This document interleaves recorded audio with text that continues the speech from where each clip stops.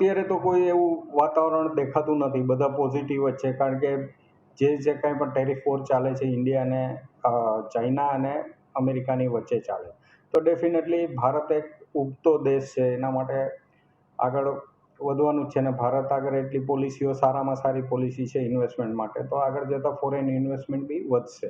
તો ટેક્સટાઇલ સેક્ટરમાં આપણા ઉપર, ભારત દેશ ઉપર 26% છે, પણ સંલગ્ન દેશો, સાથી દેશો જે બાજુમાં છે, જેમ કે બાંગ્લાદેશ, ચાઇના, વિયેટનામ, આ બધા ઉપર જે આપણને જનરલી એક્સપોર્ટમાં આપણને હરીફાઈ આપણી સાથે કરતા હોય છે, એ દેશો ઉપર આપણા કરતાં 34થી લઈને 52% સુધીનો લગાવ્યો છે, જ્યારે આપણા દેશ ઉપર ખાલી 26% છે.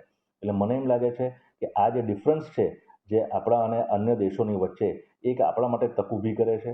જો આપણે વ્યવસ્થિત આપણે મેન્યુફેક્ચરિંગમાં અને ક્વોલિટીમાં જો મેચ કરી શકીએ, તો આપણે વધારે એક્સપોર્ટ આ દેશો કરતાં કરી શકીએ અને વધારે બિઝનેસ આપણે ગ્રો કરી શકીએ.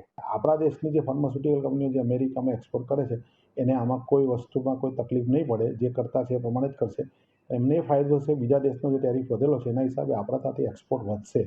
એના હિસાબે વાપી ઇન્ડસ્ટ્રીઝના દરેક અમારા બધા ઉદ્યોગો છે, એને અમને એમ લાગે છે કે જે સામે દેખાઈ રહ્યું છે એ અત્યારે લોંગ ટર્મમાં જો મટિરિયલ અને ગુણવત્તાના આધારે જો એ લોકો એક્સપોર્ટનું મટિરિયલ સારું બનાવશે, તો અમેરિકામાં જે પહેલું એક્સપોર્ટ હતું એના કરતાં વધી જશે.